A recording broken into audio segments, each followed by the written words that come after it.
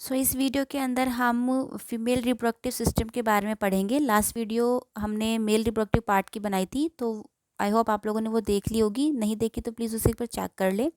ये video female reproductive part के ऊपर रहेगी। तो जो फीमेल रिप्रोडक्टिव पार्ट है, जैसे कि आपने मेल रिप्रोडक्टिव पार्ट पढ़ा था, इसी तरीके से बनेगा ये भी, ठीक है। फीमेल रिप्रोडक्टिव सिस्टम के लिए क्या इंपॉर्टेंट होंगे आपके जर्म सेल्स। जो फीमेल जर्म सेल्स होंगे ना, जिन्हें हम एग्स कहते हैं, एग का मतलब ओवा। अगर आप यूनिसेलुलर की बात करें तो ओवा, अगर आप मल्टी सेलुलर्स में बात करोगे तो वो ओम हो जाता है, ठीक है। जो फीमेल जर्म सेल्स होते हैं are made in the ovaries. किसके अंदर ये प्रेजेंट होते हैं? ओवरीज के अंदर ये बनेंगे। तो ओवरी क्या हो जाता है आपका? रिप्रोडक्टिव ऑर्गन हो जाता है फीमेल के अंदर, ठीक है। A pair of which is located in both side of abdomen. Ovaries आपके पेयर में प्रेजेंट होती हैं, जो एब्डोमिनन के दोनों ही पार्ट्स के अंदर प्रेजेंट होती हैं, लेफ्ट वाला एंड राइट, दोनों ही साइड के अंदर आपकी ओवरीज प्रेजेंट होती हैं, ठीक है। जब when a girl is born, जो ओवरीज होती हैं वो ऑलरेडी कंटेन करती हैं 1000 ऑफ इमेच्योर एग। जब भी एक गर्ल चाइल्ड पैदा होती है तो उसकी बॉडी के अंदर ऑलरेडी ही इमेच्योर एग प्रेजेंट होते हैं, ठीक है। At the time of puberty, puberty की एज हो जाती है आपकी 12 से लेकर जो 19-20 की एज होती है, आपकी 12 ईयर्स में आपकी प्यूबर्टी स्टार्ट हो जाती है, ठीक है। At the time of puberty ये जो कुछ एग्स, इमेच्योर एग्स में से सम ऑफ दीज एग्स स्टार्ट हो जाते हैं मैचुरिंग करना, ठीक है, मतलब वो डेवलप करना स्टार्ट हो जाते हैं। One egg is produced every month by one of the ovaries, ठीक है। फीमेल बॉडी पार्ट के अंदर 2 ओवरीज प्रेजेंट होती हैं, उन दोनों ओवरीज के अंदर ही एग प्रेजेंट होते हैं, इमेच्योर एग प्रेजेंट होते हैं। जैसे ही गर्ल प्यूबर्टी एज में एंटर करती है तो उन दोनों ओवरीज में से एक ओवरी हर मंथ एक एग रिलीज करना स्टार्ट कर देती है, ठीक है।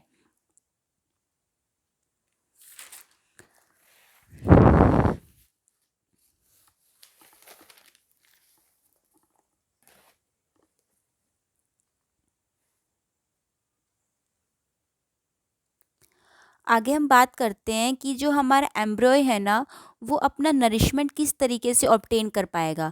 अभी हमने देखा कि जो फीमेल यूट्रस है, यूट्रस के अंदर बहुत अच्छी ब्लड सप्लाई प्रेजेंट होती है ताकि वो एम्ब्रॉय को नरिशमेंट प्रोवाइड कर सके।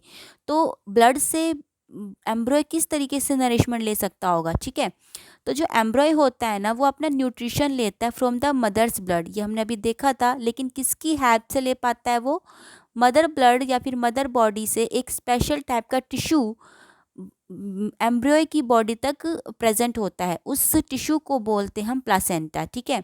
प्लासेंटा एक तरह की ट्यूब होती है जो मदर की बॉडी को फीटस या फिर एम्ब्रियो की बॉडी से जोड़ती है, ठीक है। इसी प्लासेंटा की हेल्प से ना जो बॉडी एम्ब्रियो होता है वो अपना फूड ऑब्टेन कर लेता है, ठीक है।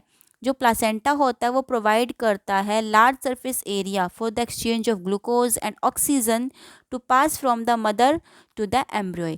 इसी प्लासेंटा की हेल्प से जो फीटस या फिर एम्ब्रियो है वो ऑक्सीजन और ग्लूकोज को ऑब्टेन करता है, ठीक है। सिमिलरली सेम मैनर के अंदर जो भी एम्ब्रियो वेट सीक्रेट करेगा, जैसे अगर वो ऑक्सीजन का इस्तेमाल कर रहा है फॉर रेस्पिरेशन तो ऑब्वियसली वो कार्बन डाइऑक्साइड भी रिलीज़ करेगा, ठीक है। अगर वो ग्लूकोज एज अ फूड ले रहा है तो वो अपनी बॉडी से कुछ वेस्ट भी जनरेट करेगा, ठीक है। तो वो वेस्ट प्लासेंटा की हेल्प से ही मदर बॉडी के अंदर वापस आ जाता है, ठीक है। तो इस मैनर के अंदर प्लासेंटा एम्ब्रियो को हेल्प करती है to get his nourishment from the mother's blood, ठीक है। अब नरिशमेंट के साथ साथ जो चाइल्ड होता है वो बोर्न होता है as a result of rhythmic contraction of the muscles in the uterus. आपकी फर्टिलाइजेशन होने के बाद, डेवलपमेंट होने के बाद जो आपका एम्ब्रॉय होता है ना, वो ग्रो करना स्टार्ट करता है। किसकी हेल्प से? उसके अंदर उसकी बॉडी में रिदमेटिक कंट्रैक्शंस होती है मसल्स के अंदर, यूट्रस के अंदर ये सारी चीज़ें होती रहती हैं, ठीक है। आफ्टर 9 मंथ, 9 मंथ के बाद मतलब कि 36 वीक्स के अंदर मदर बॉडी के अंदर जो आपका एम्ब्रॉय है वो फुली डेवलप हो जाता है, उसके internal and external body parts completely design हो जाते हैं, ठीक है। इस पूरे टाइम पीरियड को आपकी fertilization, zygote, then embryo formation होना, एम्ब्रॉय की डेवलपमेंट होना, देन उसका चाइल्ड में बदलना, इस पूरे टाइम पीरियड को हम गेस्टेशन पीरियड कहते हैं और ह्यूमन के अंदर ये गेस्टेशन पीरियड 9 मंथ का होता है। ठीक है, gestation period animal to animal vary करता है, एनिमल्स में कुछ और गेस्टेशन पीरियड होता है और फीमेल मतलब ह्यूमंस के अंदर वो गेस्टेशन पीरियड अलग होता है। ठीक है, आगे हम बात करते हैं कि ये जो गेस्टेशन पीरियड होता है ये कब तक रहता है। ठीक है, ये प्रेगनेंसी या फिर जो आपका मदर बॉडी के अंदर फर्टिलाइजेशन हो सकता है, रिप्रोडक्शन होता है, ये कब तक रहती है। ठीक है, क्योंकि इसका भी एक बिल्कुल स्पेसिफिक टाइम होता है। ऐसे नहीं कि आप की जो फीमेल बॉडी है वो लाइफ टाइम तक गेस्टेशन पीरियड ऑब्टेन कर सकती है या फिर वो प्रेग्नेंट हो पाएगी बार बार, इसका भी एक स्पेसिफिक टाइम होता है। ठीक है, तो फीमेल बॉडी के अंदर ये जो सेक्सुअल साइकिल होती है ना इन वुमेन कंटिन्यू रहती up to 45 to 50 years of age. ठीक है, मतलब वो 45 से लेकर 50 ईयर्स तक की एज तक जो आपकी लेडी है वो प्रेग्नेंट हो सकती है। फीमेल बॉडी किसी फीटस को जन्म दे सकती है। ठीक है, आफ्टर दैट उसके बाद जो ओवरी होती है वो एग रिलीज करना बंद कर देती है। ठीक है, अब फीमेल बॉडी के अंदर जो ओवरीज होती हैं, ओवरीज आपका एग बनाती हैं, वही एग फर्टिलाइज्ड होकर आपका एम्ब्रॉय बनाता है। ठीक है, तो 45 और 50 ईयर्स की एज के अंदर ना जो हमारी ओवरीज होती हैं वो एग बनाना बंद कर देती है। एग अगर रिलीज़ ही नहीं होंगे तो फर्टिलाइजेशन नहीं होती, फर्टिलाइजेशन नहीं होगी तो बाद में आपका जो भी प्रोसेस है जाइगोट का बनना, एम्ब्रॉय का बनना, ये सब भी नहीं होगा। ठीक है, इस एज को, ये जो जिस एज पर ओवरीज एग का रिलीज़ करना बंद कर देती है ना, इस स्टेज को बोला जाता है मेनोपॉज। ठीक है, मेनोपॉज एक तरह से आप बोल सकते हो कि वो एज होती है जिसके बाद कोई भी फीमेल प्रेग्नेंट नहीं हो सकती। ठीक है, it is also mark the end of mensuration in the women. ठीक है, मैंसुरेशन मेनोपोज के टाइम पर फीमेल बॉडी के अंदर मैंसुरेशन जो मंथली साइकिल होती है वो भी कंप्लीटली बंद हो जाती है। ठीक है, फीमेल रिप्रोडक्टिव पार्ट को अब हम डायग्राम की हेल्प से अच्छे तरीके से समझ लेते हैं। ठीक है, कि कौन सी चीज़ क्या करती है। ये जो उतना भी हमने रिप्रोडक्शन, फर्टिलाइजेशन या फिर गेस्टेशन पीरियड देखा है, इसके बारे में हम एक बार दोबारा देख लेते हैं। ठीक है, तो ये आपका इस तरह का फीमेल रिप्रोडक्टिव सिस्टम होता है। ठीक है, फीमेल रिप्रोडक्टिव सिस्टम के अंदर ये एक यहाँ और यहाँ एब्डोमिनन के दोनों side, left and right side क्या प्रेजेंट होती हैं, ओवरीज प्रेजेंट होती हैं। ओवरीज क्या है, फीमेल रिप्रोडक्टिव सिस्टम का रिप्रोडक्टिव पार्ट है। ठीक है, यही ओवरीज एग रिलीज करती है, हर मंथ एक तरह का एग रिलीज करती है। दोनों में से एक ओवरी करेगी, ऐसा नहीं कि हर महीने दोनों ओवरी एग रिलीज कर रही हैं, 2 एग बॉडी में रिलीज हो रहे हैं, ऐसा नहीं होता।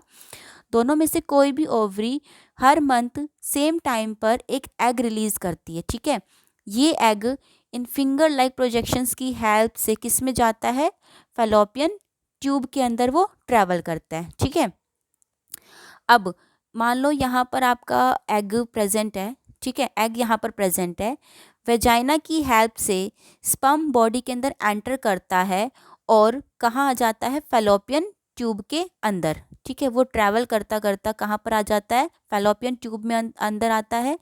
यहीं पर आपका स्पर्म और एग फ्यूज़ होता है, मतलब फर्टिलाइजेशन कहाँ होती है, आपकी फैलोपियन ट्यूब के अंदर। ठीक है, इस पार्ट पे आपका फर्टिलाइजेशन होता है।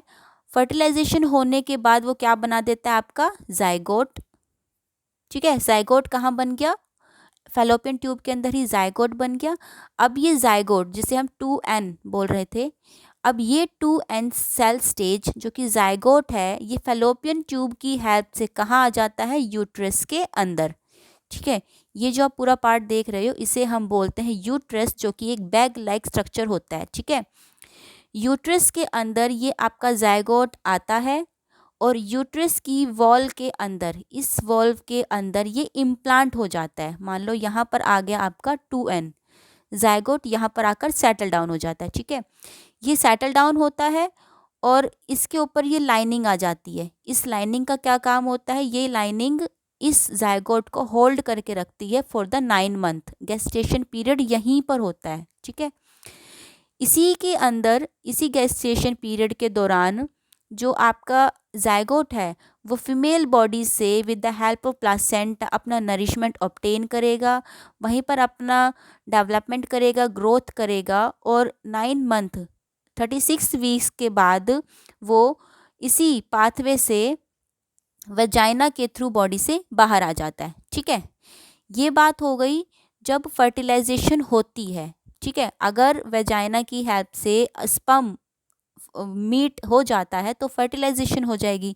लेकिन अगर स्पर्म है ही नहीं, ठीक है, फर्टिलाइजेशन होगी नहीं, तो इस एग का क्या काम होगा? ये जो ओवरी ने एग रिलीज किया था ना, अगर फैलोपियन ट्यूब में इसकी फर्टिलाइजेशन नहीं होती, ठीक है, फर्टिलाइजेशन नहीं हुई, एग जैसे ही आपकी ओवरी एग रिलीज करती है ना, तो उसका यूट्रस अपने आप को प्रिपेयर करता है। ओवरी जब एग रिलीज करती है तो यूट्रस भी हर मंथ अपने आप को प्रिपेयर करता है, ताकि अगर फर्टिलाइजेशन होती है तो वो फीटस को ग्रोथ कराने के लिए प्रिपेयर हो जाता है। ठीक है, अब यूट्रस प्रिपेयर है इस टाइम पर। ठीक है, मान लेते हैं कि हमारा जो ओवरी ने एग रिलीज कर दिया है और यूट्रस हमारा एम्ब्रॉय को इम्प्लांट कराने के लिए रेडी हो गया है। ठीक है, एग फैलोपियन ट्यूब के अंदर है लेकिन स्पर्म अवेलेबल नहीं है, फर्टिलाइजेशन नहीं हुई। ठीक है, तो क्या होगा, 9 मंथ मतलब आपका एक पर्टिकुलर डेट के बाद, 1 मंथ की साइकिल के बाद ये एग यूट्रस के अंदर आएगा। ठीक है, और ये जो आपकी लाइनिंग डेवलप हुई थी ना, ब्लड लाइनिंग डेवलप हुई थी, ये ब्रेक हो जाएगी यहाँ से। ठीक है, ब्रेक हो जाएगी क्योंकि फर्टिलाइजेशन नहीं हुई, तो अभी इस लाइनिंग का कोई काम नहीं होता, तो यूट्रस इसे शेड ऑफ कर देता है।